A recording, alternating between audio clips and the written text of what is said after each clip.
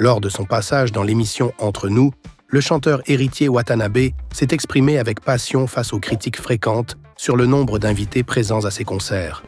Visiblement agacé, il a tenu à rétablir ce qu'il considère comme une vérité occultée par ses détracteurs. Dans tous les concerts, il y a eu plus d'invités que dans le mien. Mais personne ne souligne que Koffi Olomide était l'invité spécial du concert de Ferregola à l'Adidas Arena.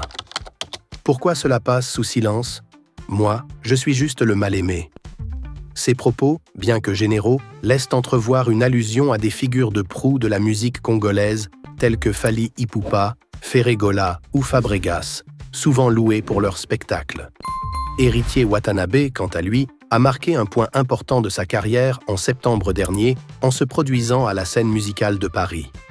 Cependant, cet événement a été terni par des comparaisons défavorables, notamment sur le plan de l'organisation et du soutien, où ses concerts sont souvent jugés moins impressionnants que ceux de ses pairs.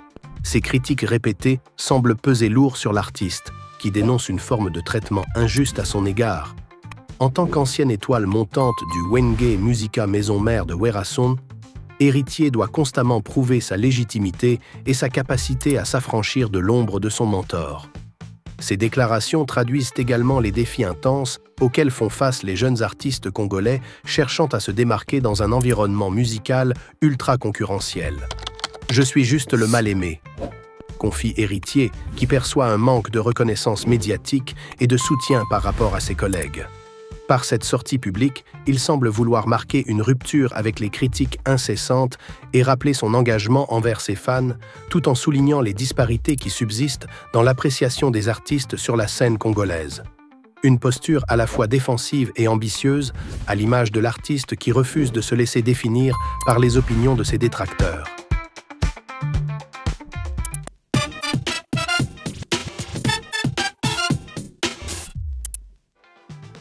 L'année 2025 s'annonce grandiose pour Fally Ipupa, véritable icône de la musique congolaise et figure montante de la scène musicale internationale.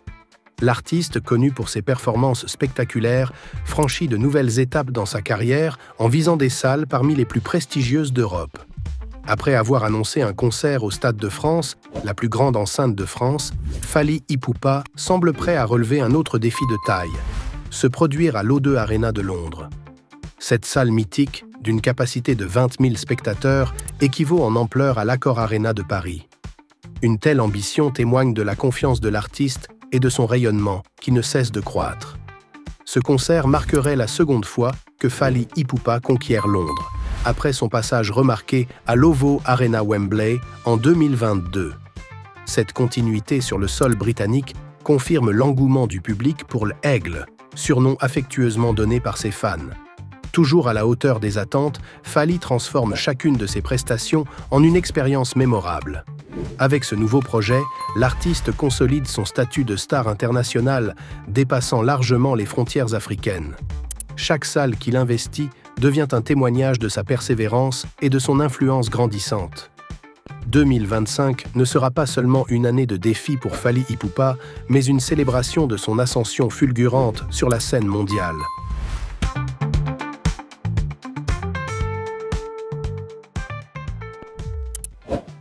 Nous avons remarqué que vous regardez nos vidéos, mais que vous ne laissez pas de like.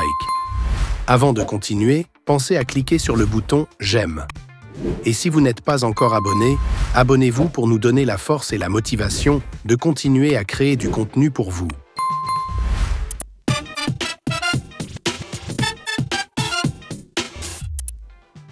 La chanteuse congolaise Anita Muarabou a vivement réagi aux propos d'un internaute insinuant des allégations douteuses sur sa relation passée avec le chanteur Gaz Mawete. Sur Facebook, cet internaute a accusé Gaz Mawete de la rôder pour un cas chaque semaine, sous-entendant une liaison basée sur des transactions financières. Agacée par ces insinuations, Anita Muarabou n'a pas mâché ses mots dans sa réponse.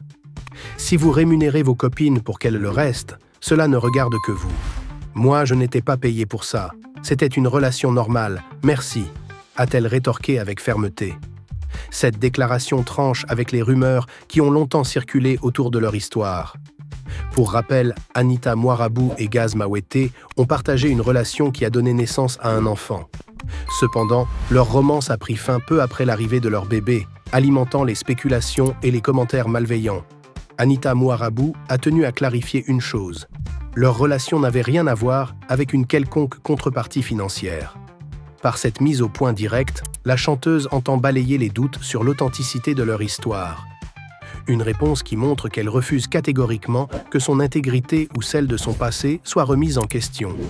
Désormais, elle semble déterminée à tourner la page et à se concentrer sur sa carrière artistique.